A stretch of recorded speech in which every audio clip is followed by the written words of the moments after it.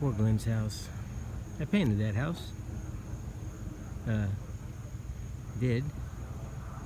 It had trees at that time.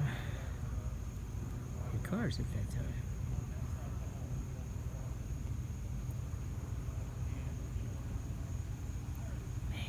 Oh, and the white car got smushed too. 2 total cars. And he just painted his house. Looks pretty good.